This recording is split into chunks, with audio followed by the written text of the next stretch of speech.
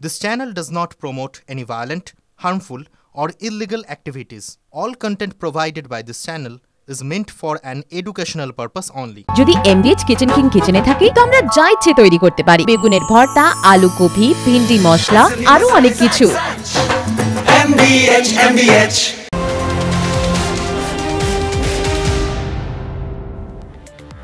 নমস্কার, দেখছেন টিভি 9 বাংলা। দুপুরে সুপার প্রাইম টাইমে ফুল অ্যান্ড ফাইনাল নিয়ে আপনাদের সঙ্গে আমি অনির্বাণ, আর আমার সঙ্গে রয়েছেন আমার সহকর্মী শুভজিৎ। আজ শুরুতেই ফুল অ্যান্ড ফাইনালে যে খবরে চোখ রাখবো শুভজিৎ, কাকদ্বীপে বাংলাদেশি ইস্যুতে এবার আড়াআড়ি বিভক্ত তৃণমূল। টিএমসিপির সুন্দরবন সাংগঠনিক জেলা সভাপতি দেবাশিস দাসের বিরুদ্ধে বাংলাদেশ যোগের অভিযোগ তুলছে এলাকারই তৃণমূল কংগ্রেস নেতৃত্বের একাংশ। দেবাশিসের বাবা, মা এবং স্ত্রী বাংলাদেশি বলে অভিযোগ তাদের। বাংলাদেশি হওয়া সত্ত্বেও দেবাশিসের স্ত্রী তৃণমূলের পঞ্চায়েত প্রধান। এমনই অভিযোগ এসছে তৃণমূলেরই আরেক পঞ্চায়েত সদস্য বিপ্লব দাসের কাছ থেকে।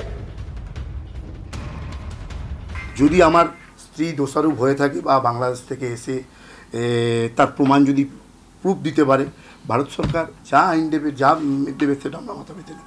আজকে যে দেবাশিস দাস বলছে ছাত্র যুবর যে নেতা, তার বাবা মা কিন্তু প্রপার বাংলাদেশি, তার স্ত্রীও কিন্তু বাংলাদেশি, সেও কিন্তু একজন পদাধিকার, একটা অঞ্চলের প্রধান। আমরা কোনোভাবেই মুখ করতে চাই না, কারণ আমরা দলের ঊর্ধ্বে যেতে চাই না। দল যা সিদ্ধান্ত নেয়, এভাবে যেটা চিন্তা ভাবনা সেটাই হবে।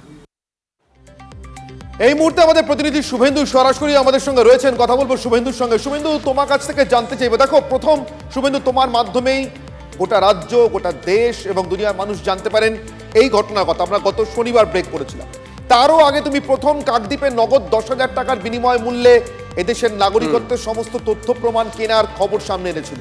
কিন্তু এবার যেটা এলো সেটা ভয়ঙ্কর। লাভলি খাতুনের পর আরো একজন পঞ্চায়েত সদস্য পেলাম আমরা, তৃণমূলের পঞ্চায়েত প্রধান। তাও লাভলি তৃণমূলের টিকিটে জেতা নন, কিন্তু এটা সরাসরি তৃণমূলের টিকিটে জেতা। শুভেন্দু, যদি সত্যি সত্যি বাংলাদেশি হয়ে থাকে যে অভিযোগ উঠছে,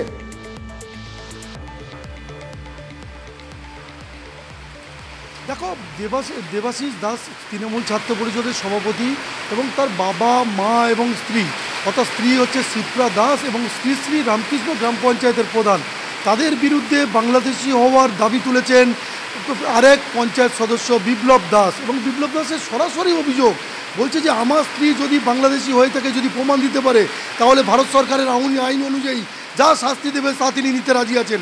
কিন্তু দেবাশিস, তার বাবা মা এবং তার স্ত্রী যারা বাংলাদেশি হওয়ার পরেও কিভাবে দলের পদাধিকার, অর্থাৎ দেবাশিস তৃণমূল ছাত্র পরিষদের জেলা সভাপতি এবং তার স্ত্রী শিপ্রা দাস এই গ্রাম পঞ্চায়েতের প্রধান, তাহলে প্রশ্ন উঠছে, তাহলে কি এই দেবাশিস এবং তার পরিবারের পাশাপাশি এরকম তৃণমূলের আরও পঞ্চায়েত সদস্য বা পঞ্চায়েত সমিতি, জেলা পরিষদ আরও কেউ কি বাংলাদেশি রয়েছে? একেবারে যদিও এই অভিযোগ অস্বীকার করেছেন এই নির্দিষ্টভাবে যিনি অভিযুক্ত দেবাশিস দাস, তার বিরুদ্ধে অভিযোগ এনেছেন তৃণমূলের সদস্য বিপ্লব দাস, কিন্তু দেবাশিস দাস অভিযোগ অস্বীকার করেছেন। দেবাশিস কিন্তু একেবারে নিচু স্তরের তৃণমূল নেতা নন। দেবাশিস একই সঙ্গে সুন্দরবন সাংগঠনিক জেলা টিএমসিপির সভাপতিও বটে। সেই দেবাশিস কি বলেন শুনুন। এছাড়াও বলছে যে আপনি বাংলাদেশি, আপনি কি করে দলের পদ পেলেন এবং আপনার স্ত্রী বাংলাদেশি, সে কিভাবে পঞ্চায়েত প্রধান হলো? আমি যদি বাংলাদেশি হয়ে থাকি তাহলে আমার তো দেখাবে কোথাও আমার বাংলাদেশে যোগসাযোগ আছে। আমার জন্ম এখানে, আমার বাবার জন্ম এখানে, আমার মায়ের জন্ম এখানে, আমার স্ত্রীর জন্ম এখানে, আমার স্ত্রীর মায়ের জন্ম মেদিনীপুরে, তার গ্রামের বাড়ি আছে, তার বাবার জন্ম এখানে। কোথা থেকে কে বাংলাদেশি খুঁজে বের করছে? ওরা চিহ্নিতকরণ করছে বাংলাদেশি কে। আমাদের বিধায়ক সাহেব তো কেস করেছেন, সেরকম ভাবে আমার নামে একটা কেস করতে বলুন, কাউকে করে বের করতে বলুন বা আরটিআই করতে বলুন যে আমি বাংলাদেশি কিনা। আমি আরেকবার যাবো, শুভেন্দু আমাদের প্রতিনিধি সরাসরি রয়েছেন আমাদের সঙ্গে। শুভেন্দু, প্রথম তুমি যখন এই খবরটা করেছিলে তখন কাকদ্বীপের বিধায়ক, আমার মনে আছে মন্টু রাম পাখিরা, তিনি নিজে বলেছিলেন যে একেবারে এসডিও বা বিডিও অফিসার কর্মীরা এর সঙ্গে যুক্ত এবং তাদের যোগসাজশে এভাবে 10,000 টাকার বিনিময়ে নাম উঠছে। আজকে সেই বিধায়কের কথা আবার দেবাশিসের মুখে আমরা শুনতে পেলাম। দেবাশিস কিন্তু প্রথম দিন থেকে এটার বিরোধিতা করেছিলেন। তিনি বলেছিলেন অনেক বাংলাদেশি থাকে, কারণে অকারণে তাদেরকে হ্যারাস করা হচ্ছে। সেটা কি তাহলে এই কারণেই দেবাশিসের সঙ্গেও বাংলাদেশের যোগ সামনে চলে আসতে পারে, কেঁচো খুঁড়তে কেউটে বেরোতে পারে মনে করি? একেবারেই যত সময় যাচ্ছে কাকদ্বীপে কিন্তু একেবারে কেঁচে খুঁড়তে কেউটে বেরিয়ে যাচ্ছে। কারণ এই ঘটনার কিন্তু সরব হয়েছিলেন বিধায়ক। তিনি বলেছিলেন যে 3টে পঞ্চায়েতে 6000-এর বেশি ভোট বেড়েছে, যেটা অস্বাভাবিক। তার মধ্যে রয়েছে শ্রী গ্রাম পঞ্চায়েত, রামকৃষ্ণ গ্রাম পঞ্চায়েত। এই গ্রাম পঞ্চায়েতের প্রধান কিন্তু দেবাশিসের স্ত্রী। ফলে এই যোগসূত্র কোনো না কোনো দিক থেকে দেবাশিসের দিকে আসছে বলে এমনটাই অভিযোগ তুলেছেন বিপ্লব দাস। তিনি বলছেন যে এই নিউটন দাসের সঙ্গে কিন্তু এই দেবাশিসের সঙ্গে ঘনিষ্ঠ সম্পর্ক ছিল। সেই সময় তাদের সঙ্গে ঘনিষ্ঠ সম্পর্ক ছিল এই পঞ্চায়েত সদস্য বিপ্লব দাসের। তিনি তখনকার সমস্ত ঘটনা জানতেন এবং এই নিউটন অ্যারেস্ট হয়েছিল বনগাঁতে এবং বাংলাদেশি বর্ডার পেরোতে গিয়ে ইমিগ্রেশন আধিকারিকদের হাতে যখন তার তল্লাশি অভিযান চালানো হচ্ছিল বা তার সমস্ত কিছু খতিয়ে দেখা হচ্ছিল, তার বাংলাদেশি পাসপোর্ট ছিল কিন্তু তার ফোনে ভারতীয় সমস্ত নথিপত্র ছিল, যার অভিযোগে তাকে কয়েক মাস জেল কাটতে হয় উত্তর 24 পরগনায়। তখন এই নিউটনকে জেল থেকে বার করে আনার জন্য, জামিন পাওয়ানোর জন্য সমস্ত রকম সাহায্য করেছিল এই দেবাশিস দাস। ফলে এই দেবাশিস দাস কিন্তু যখন মন্টুরাম পাখিরা বাংলাদেশি অনুপ্রবেশকারী ভুয়ো ভোটার নিয়ে সরব হয়েছিলেন, তিনি কিন্তু ফেসবুকে কিন্তু তোপ দাগিয়েছিলেন বাংলাদেশিদের বিরুদ্ধে। যদি কথা বলেন একেবারেই আপাতত তোমাকে ধন্যবাদ শুভেন্দু। অর্থাৎ যোগাযোগটা আরো একবার স্পষ্ট। আমার সঙ্গে এই মুহূর্তে তৃণমূল কংগ্রেসের মুখপাত্র তন্ময় ঘোষ এবং বিজেপি মুখপাত্র প্রীতম দত্ত দুজনেই রয়েছেন। আমি শুরু করবো তন্ময়বাবু আপনাদের কাছ থেকে। তার কারণ আপনারা বারবার এই কথাটা আনেন যে যদি ঢুকে থাকে বাংলাদেশি, যদি ঢুকে থাকে রোহিঙ্গা, যদি যে কোনো বিদেশি অনুপ্রবেশকারী ঢুকে থাকে, তাহলে তার প্রথম দায়টা বিএসএফকে নিতে হবে। এক্ষেত্রে আমরা একটা ঘটনা দেখলাম, বিএসএফ দায় নেবে কি? বিএসএফ ধরেছে, প্রমাণ করেছে, করে তাদের বিএসএফ এর জেল দেওয়ার ক্ষমতা নেই, অ্যারেস্ট করার ক্ষমতা নেই। বিএসএফ আমাদের দেশের আইন আদালতের হাতে সমর্পণ করেছে পুলিশের মাধ্যমে। 3 মাস জেল খেটে সেই লোকটা মানে সেই নিউটন আবার এদেশের ভোটার তালিকায় নাম তুলে ফেলেছে। এবার কি বলবেন তন্ময়? দেখুন, প্রথম কথা হচ্ছে আমি একটা ভিডিও দেখলাম, সেই ভিডিওটা সত্যতা যাচাই করিনি। সেখানে এই নিউটন বলে যে ছেলেটি, সে বলছে 2014 সাল থেকে সে কাকদ্বীপের ভোটার, এবং শুধু তাই নয়, সে মাঝখানে তার পৈতৃক সম্পত্তি সংক্রান্ত কোনো কারণের জন্য বাংলাদেশ গেছিল এবং সেখানে আটকা পড়েছিল। নিশ্চিতভাবে এই ঘটনা তদন্ত সাপেক্ষে সত্যতা বেরিয়ে আসবে। একদম, এই ভিডিওটি আমরাও চালিয়েছি তন্ময় বাবু, এবং সেখানে এটাও বলেছে, আপনি একদম ঠিক কথা বলেছেন। আমি গত শনিবারই সন্ধ্যে 7টার সময় অনিবার্য চক্রবর্তী ভিডিও প্লে করেছিলাম এবং সেখানে এটাও দাবি ছিল নিউটনের যে স্থানীয় বিধায়ক তাকে সাহায্য করেছেন এদেশের ভোটার কার্ড পেতে, এদেশের বাকি পরিচয়পত্রগুলো পেতে। ফলে এই প্রশ্ন এখন কিভাবে আসছে, তিনি কি না দেখেই তাকে সাহায্য করেছেন? এই কথাটাও নিউটন বলেছেন। এরপরে আসি কয়েকটা কথা। প্রথম কথা হচ্ছে যে কেউ একজন ভোটার কার্ড যদি পেতে চায় বা আধার কার্ড পেতে চায়, আধার কার্ড কারা দেয়? ইউআইডিএআই দেয়। ভোটার কার্ড কারা দেয়? নির্বাচন কমিশন দেয়। ইউআইডিএআই এবং নির্বাচন কমিশন দুটোই, এই দুটো সংস্থাই কেন্দ্র সরকারের সংস্থা। তাদের স্ক্রুটিনিতে কোথায় অসুবিধা হচ্ছে সেগুলো খুঁজে বের করতে হবে নিশ্চিতভাবে। তন্ময় বাবু, আপনি আমাদের একটু সঙ্গে রাখুন। শুভজিৎ, তুমি বোধহয় বাইকটা শোনাই। Exactly, please. পূর্বপুরুষদের জায়গা সংক্রান্ত বিষয়ের কারণে যেহেতু আমি ওয়ারিশ হই, 2024 সালে আমাকে একবার বাংলাদেশে আসতে হয়। জুলাইয়ের বিপ্লবের মুখে পড়ে যাই। ভিডিও বার্তা বিভিন্ন মিডিয়াতে ছড়ানো হয়েছে, যেটা সম্পূর্ণ গুজব, এগুলো সমস্ত কিছু চক্রান্ত। 2014 সাল থেকে আমার কাকদ্বীপের ভোটার, কিন্তু 2017 সালে আমার ভোটার কার্ডটি হারিয়ে যায়। তখন 2018 সালে আমি আবার আমাদের বিধায়কের সহযোগিতা নিয়ে আমি আবার আমার কার্ডটি তুলি। তন্ময়বাবু, আপনি যে কথা বলছিলেন, দেখুন, দায় বোধহয় কেউই এড়িয়ে যেতে পারে না। আপনি যে কথা বলছিলেন, যদি আমরা দেখি যে কিভাবে ভোটার তালিকায় নাম ওঠে, সুনির্দিষ্ট একটা পদ্ধতি রয়েছে। ফর্ম 6 সেটা আগে পূরণ করতে হয়। আগে অফলাইনে হতো, এখন অনলাইনে অনেক সময় হয়। তারপরে বিএলও যারা আছেন, বুথ লেভেল অফিসার, তারা বাড়ি বাড়ি গিয়ে তথ্যটা যাচাই করে। প্রথম তথ্য যাচাইয়ের কাজ তাদের, মানে তারা প্রথম ফিল্টার। তারপরে ধাপে ধাপে আরো দুটো ফিল্টার রয়েছে। এবার প্রত্যেকটা ফিল্টারেই কিন্তু কাজ করে রাজ্য সরকারের কর্মচারীরা। দায়িত্ব নিয়ে বলতে পারি, বিএলও যারা হন তারা অনেক ক্ষেত্রে অঙ্গনওয়াড়ি কর্মী হন, প্রাইমারি স্কুল টিচার হন। কিভাবে তাহলে রাজ্য প্রশাসন পুরো দায়টা এড়িয়ে যেতে পারে? রাজ্য প্রশাসন কোথাও কোনো দায় এড়াচ্ছে না, কিন্তু এই ঘটনার সত্যতাটা যাচাই করতে হবে। দুটো বিষয় বারবার যেটা বলা হচ্ছে যে আপনারা বিএসএফ কে ক্লিন চিট দিলেন, কিন্তু যে কোনো বাইরের দেশ থেকে যখন কেউ ভিতরে আসছে তাকে সেখানেই আটকে দেওয়ার কাজটা তো হচ্ছে বিএসএফ এর। এটা একের পর এক ঘটনা ঘটছে। তন্ময় বাবু, আমি একদম একমত আপনার সাথে, এবং কোনো ক্লিন চিট দিইনি। তন্ময় বাবু, আমি আপনাকে আবার পুনরুক্তি করছি, আমি শনিবার ঠিক এই কথাটাই বলেছিলাম যে যখন গরু পাচার মামলা শুরু হয় প্রথম সামনে আসে তখন বিএসএফ এর একজন কমান্ড্যান্ট সতীশ কুমার তাকে তামিলনাড়ু থেকে গ্রেফতার করার পরই গোটা মামলাটার সূত্রপাত। অর্থাৎ যদি চারপেয়ে প্রাণী বর্ডার টপকে বিএসএফ এর নজর এড়িয়ে যেতে না পারে, সেখানে বিএসএফ এর কমপ্লিসিটি লাগে, অর্থাৎ তার যোগ লাগে, তাহলে নিশ্চিতভাবে দুপেয়ে প্রাণী মানুষের ক্ষেত্রে আরো বেশি যোগ লাগে, আমি নিশ্চিত। কিন্তু আমি এক্ষেত্রে বলেছি বিএসএফ যাকে ধরে পুলিশের হাতে তুলে দিয়ে 3 মাস জেল কাটিয়েছে সেই নিউটন ফিরে এসে আবার ভোটার হয়ে গেল। এই দেবাশিস দাস এর বলছে বাড়ির লোক সবাই বাংলাদেশি, এ আপনাদের দলের গুরুত্বপূর্ণ সাংগঠনিক পদে রয়েছে, এর স্ত্রী বলছেন পঞ্চায়েত প্রধান। ভোটার কে সাংগঠনিক পদে থেকে কি বলছে দেবাশিস তার বিষয়ে নিশ্চিতভাবে দলীয় স্তরে খোঁজ নেওয়া হচ্ছে, কিন্তু এই ঘটনা একটা বিচ্ছিন্ন ঘটনা নেই। আপনাদেরকে আরেকটা ঘটনা বলি, তাহলে এই আলোচনা করতে হয়তো সুবিধা হবে এবং বুঝতে হবে যে এই সমস্যার কতটা জটিল আছে। রিনা কবিরাজ বলে বিজেপির এক পঞ্চায়েত প্রধান, তিনি বিয়ে করেছেন সঞ্জিত প্রধান না কি যেন একটা নাম, সঞ্জিত বলে, তিনি সঞ্জিত কবিরাজ, তিনি হচ্ছেন বাংলাদেশের নাগরিক এবং এখনো বাংলাদেশের ভোটার।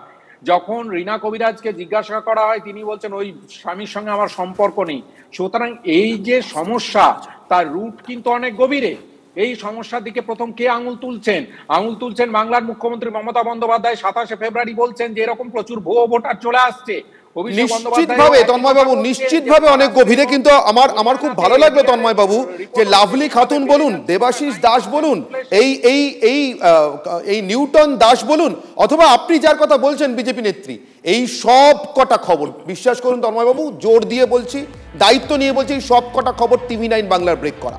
অর্থাৎ বিজেপির পঞ্চায়েত প্রধানের বাংলাদেশি যোগী পাওয়া যাক আর তৃণমূল পঞ্চায়েত প্রধানের বাংলাদেশি যোগী পাওয়া যাক, খবরগুলো ব্রেক করেছে TV9। যদি আপনাকে একটাকে বিশ্বাস করতে হয় তাহলে আরেকটার প্রতি বিশ্বাস আপনাকে রাখতেই হবে। ঘুরিয়ে অন্তত আমাদের উপর বিশ্বাস রাখার জন্য আপনাকে ধন্যবাদ দিচ্ছি তন্ময়বাবু। প্লিজ আমার সঙ্গে থাকুন, আমাদের সঙ্গে থাকুন। শুভজিতের প্রশ্ন আছে প্রীতমের কাছে। প্রীতম, অনির্বাণ, আমরা নির্বাচন কমিশনের সাইট থেকে তথ্য দেখিয়ে দিতে পারি যে 2023 থেকে 24 বা 19 থেকে 23 এই সময়টার মধ্যে এ রাজ্যের সীমান্তবর্তী যে জেলাগুলো আছে সেখানে ভোটার সংখ্যা কিভাবে বেড়েছে। প্রীতমরা বারংবার দাবি করেন যে বাংলাদেশ থেকে এখানে চলে আসছে, তৃণমূল এখানে তাদেরকে ভোটার কার্ড পাইয়ে দিচ্ছে, তাই তাদের ভোটার সংখ্যা বেড়ে যাচ্ছে ওখানে। প্রীতম, একই প্রশ্ন আপনার দিকে রাখবো, নির্বাচন কমিশনের সাইট যদি আমরা দেখি তাহলে অসম এবং ত্রিপুরা সেখানেও তো ভোটারের সংখ্যা বৃদ্ধি পেয়েছে। সেখানে আপনারা বলতে পারবেন না যে গোটা জমি আমাদেরকে দিয়ে দাও, একটা মাছি গলতে পারবে না। সেখানে তাহলে যে ভোটারের সংখ্যা বৃদ্ধি পেল সেটা কি করে পেল? সেটা অনুপ্রবেশ নয় তো? আমি দেশের নাগরিক হিসেবে বলছি কথাটা। দেখুন, আজকে বাংলাদেশে যে পরিস্থিতি তৈরি হচ্ছে, আজকে পৃথিবীর 4th লার্জেস্ট আপনার অর্থনীতিতে ভারতবর্ষ এগিয়ে যাচ্ছে, বাংলাদেশে কাজ নেই। আপনারা একটু আগে আরেকটা খবর ব্রেক করেছেন, কিসাম শেখ এখানে এসে বিশ্বাস হয়ে গেছে ভোটের তালিকায় নাম পড়েছে, সেই জন্য বাংলাদেশ থেকে এখানে প্রতিনিয়ত আসছে। কিন্তু সবচেয়ে বড় কথা হচ্ছে এই কথাটা আমরা বলছি না, এই কথাটা একটা সময় মমতা ব্যানার্জি নিজে বলেছিলেন সংসদে, সে চিৎকুট ছুড়ে মেরেছিলেন স্পিকারের বুকে। এই বিপদটা আবার আপনাদের জন্য বাড়ছে প্রীতম, এটা বুঝতে পারছেন তো? আপনারা তো আবার অনুপ্রবেশকারী ধরেন পদবি দেখে। এই যে সাগর বিশ্বাস, তিনি যে আসলে কাজল শেখ, সে তো আমাদের ক্যামেরার সামনে বলে ফেলেছেন, তাই নাহলে এই সাগর বিশ্বাসকে বিশ্বাস করে আপনারা নিশ্চয়ই সিএ তালিকায় নাম তুলে দিতেন কিনা বলুন? দেখুন, সিএ তালিকায় নাম তুলতে গেলে অনেকগুলো পদ্ধতি লাগে। এই কয়েকদিন আগে একজন আমাদের পাড়ার, সে বহু বছর ধরে পাস করার পরেও সিএ নাম তুলতে পারেনি, তাকে আমরা চিনি এবং তার সমস্ত জিনিস দেখে কোন হিন্দু সংগঠনকে পাঠিয়ে সাগর বিশ্বাস বলছেন, প্রীতম পারসেপশনটা একবার দেখুন, ওই সাগর বিশ্বাস বলছেন তাকে জিজ্ঞাসা করা হয়েছে আপনি তো মুসলিম বাংলাদেশের, এপারে এসে ধর্মীয় পরিচয়টা বদল করলেন কেন? তিনি বলছেন দালাল আমাকে বলেছে যে এদেশে হিন্দু নাম নিয়ে নিলে তাড়াতাড়ি ভোটার তালিকায় নাম তোলা যায়। প্রীতম, তার স্ত্রীও শাখা সিঁদুর পড়তে শুরু করেছে। আপনি ভাবুন, সিএ এর মাহাত্ম্য বুঝুন। আপনি যদি সত্যি অনুপ্রবেশ আটকাতে চান, সিএ কে এই ফরম্যাটে রেখে এবং অন্ধবিশ্বাস করে নাম পদবিতে আপনি পারবেন না? একদম ঠিক আছে, কত লুপহোলস তো আছেই, কিন্তু তুমি সিএ তোমার একমাত্র হিন্দু পরিচয় জন্যই করা হয়েছে। যারা হিন্দু নিপীড়ন করে এখানে আসবে তাদের সমস্ত পরিচয় দেখেই সিএ তে নাগরিক দেওয়া হচ্ছে, নাগরিকত্ব দেওয়া হবে। কিন্তু আজকে যেটা পশ্চিমবঙ্গের সবচেয়ে পার্টিনিং প্রশ্ন, যে এই যে আজকে যে বলছে না দালালদের 10,000 টাকা দিলেই সবকিছু করে দিচ্ছে, আজকে একটা পঞ্চায়েতে গিয়ে যে প্রথম প্রাথমিক যে পরিচয়পত্র, একটা রেশন কার্ড, আমি আপনাকে চিনি বলে যে একটা সার্টিফিকেট পঞ্চায়েত থেকে দিয়ে দেয়, একটা মানে চেনা সার্টিফিকেট, এই সার্টিফিকেটটা হচ্ছে প্রথম প্রাথমিক পর্যায়ে। সেখানে তো আমার সবথেকে বড় সংশয় প্রীতম, সেখানেই সবথেকে বড় সংশয়, তন্ময় বাবুরা শাসক দল ঠিক, কিন্তু আপনারা তন্ময়বাবুরা যদি রাজ্যের শাসক দল হন, দেশের শাসক দল হিসেবে আপনাদের দায়িত্বটা অনেক বেশি। আমি আপনাকে মনে করি দিই, স্মরণ করে দিই আজাদ শেখ নামে এক পাকিস্তানির কথা, যে আজাদ শেখ পাকিস্তানি হয়ে বাংলাদেশি আজাদ মল্লিক হয়ে মানে নামটা নিয়ে পশ্চিমবঙ্গে ঢুকে নিজে ভারতীয় নাগরিক না হয়ে আরো এরকম 400 অভারতীয়কে, মানে অন্তত বিদেশি তো বটেই, তাদেরকে ভারতীয় পাসপোর্ট, অরিজিনাল ভারতীয় পাসপোর্ট করিয়ে দিয়েছে প্রীতম।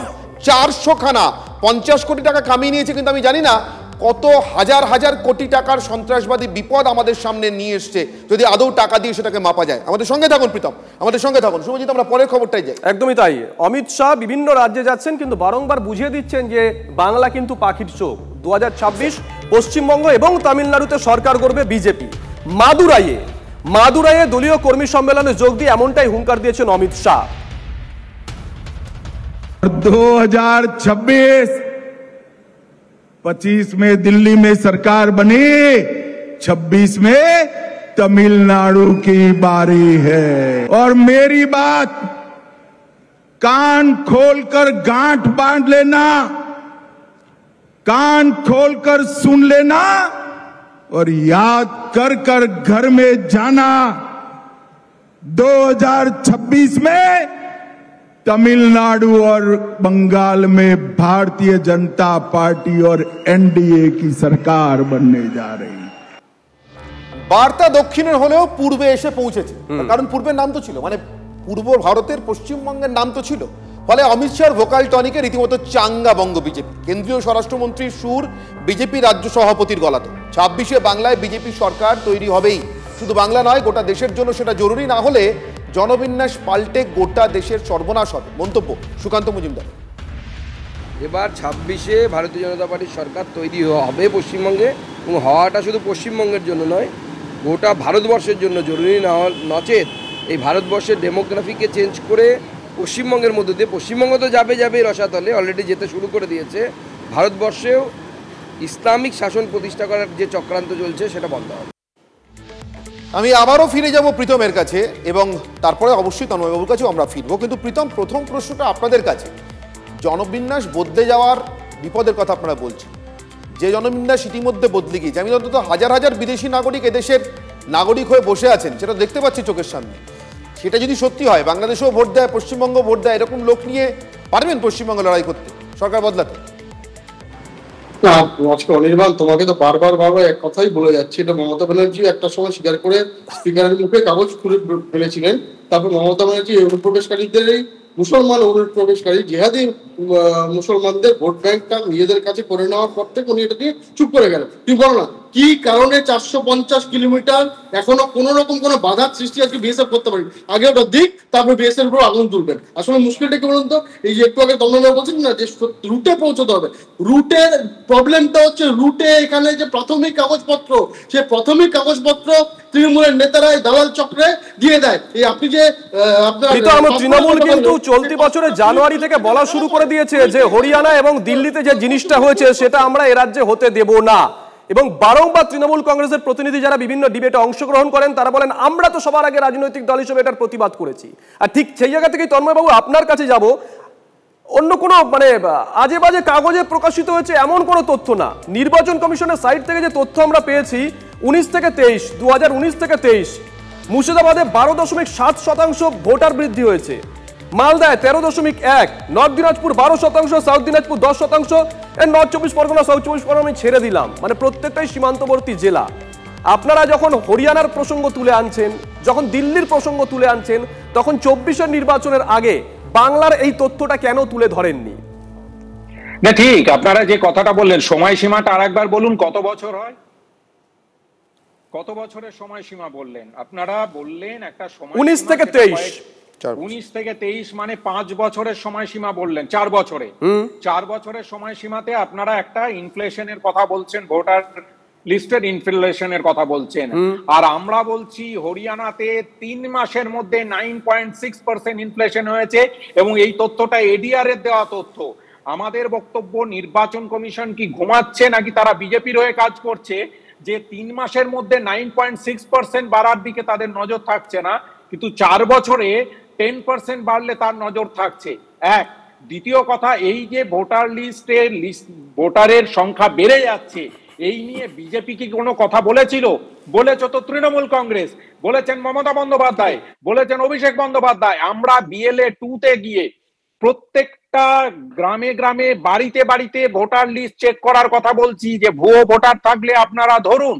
তো এই কথাটা যারা বলছে, অর্থাৎ আমরা চিন্তিত যে ভোটার লিস্ট পাল্টে দেওয়া হচ্ছে, বাইরে থেকে লোক ঢুকিয়ে দেওয়া হচ্ছে। সুকান্ত বাবু এত বড় বড় কথা বলছেন, তার স্ত্রী একই সঙ্গে দু জায়গায় ভোটার, তিনি কেন্দ্রীয় মন্ত্রী, শিক্ষিত মানুষ, তিনি জানেন না যে আরেক জায়গায় ভোটার কার্ডে যখন নাম তুলতে হয় তখন আগের নামটাকে ক্যান্সেল করতে হয়? তিনি আগের নামটা পরিবর্তন করলেন না। এটা একটা সংক্ষিপ্ত প্রতিক্রিয়া প্রীতমের থেকে নিয়ে নেব। প্রীতম, 30 সেকেন্ড এটার প্রতিক্রিয়া। আপনাদের রাজ্য সভাপতিকে নিয়ে প্রশ্ন করছেন তন্ময় বাবু। প্রথম কথা হচ্ছে এটা যখন আমরা কোনো অ্যাড্রেস চেঞ্জ হয়, অ্যাড্রেস চেঞ্জের যখন নতুন অ্যাড্রেস দেওয়া হয় এবং পুরনো অ্যাড্রেস দেওয়া হয়, তুমি যদি অ্যাড্রেস চেঞ্জের ফর্মটা দেখো, সেই ফর্মটা দেখলে পরিষ্কার বুঝে যাবে যেটা কোনো ইন্ডিভিজুয়াল চেঞ্জ করে না। ইন্ডিভিজুয়াল তার বক্তব্যটা পুরো পরিষ্কার এখন লিখে দেয়। সেটা কাজটা হচ্ছে যে নিচের যে BLO, যেগুলো স্টেট গভর্নমেন্ট এমপ্লয়ি, তাদের ঠিকঠাক করে ডেটাটা ফিট করা। তারা যদি না করে, তারা কাজটা করছে না, এবং করছে না বলেই একটার পর একটা হয়ে চলেছে। আপাতত সঙ্গে থাকুন প্রীতম এবং তন্ময় বাবু, দুজনেই আপাতত সঙ্গে থাকুন। আমাদের পরের খবরে যাওয়ার সময় হচ্ছে। শুভজিৎ, অবশ্যই আমরা একবার বিধানসভার দিকে নজর রাখবো। এই মুহূর্তে বিক্ষোভের ছবি আমরা পাচ্ছি, যে ছবি আপনাদেরকে আমরা দেখাবো। বিজেপির তরফ থেকে বিধানসভার বাইরে বিক্ষোভ দেখানো হচ্ছে। প্রদীপ্ত আমাদের সঙ্গে রয়েছেন, আমাদের সহকর্মী প্রদীপ্ত। ছবি তো আমরা দেখছি, ডিটেল নেবো একটু। না দেখো, বিজেপির গুটি কয়েক কর্মী যুব, মূলত তাদের যেটা বক্তব্য যে তোষণের রাজনীতি চলছে রাজ্য জুড়ে। কোথাও তাদের অভিযোগ যে হনুমান চালিসা পাঠ করতে দেওয়া হয় না, কোথাও তাদের অভিযোগ যে পশু হত্যা হচ্ছে, এবং সেক্ষেত্রে খোদ কলকাতার মেয়র নেতৃত্ব দিচ্ছেন, এরকম অভিযোগও তারা করছেন। এবং সেই অভিযোগকে সামনে রেখেই আচমকাই হঠাৎ করে দেখা গেল বিধানসভার যে মূল গেট না, বিধানসভার যে 2 নম্বর গেট রয়েছে, সেই গেটে এসে তারা আচমকাই বিক্ষোভ দেখাতে শুরু করেন। এবং এই মুহূর্তে বিক্ষোভ দেখাচ্ছেন খুব স্বাভাবিকভাবেই। আজকে থেকে যেহেতু বিধানসভার অধিবেশন শুরু হয়েছে, পুলিশি নিরাপত্তা রয়েছে এবং পুলিশ তাদেরকে ঘিরে রেখে দিয়েছে। আপাতত মিনিট 10 ধরেই এই বিক্ষোভ চলছে, সেই ছবিটাই কিন্তু ধরা পড়ছে। এবং বেশ প্রদীপ্ত, নজর রাখো।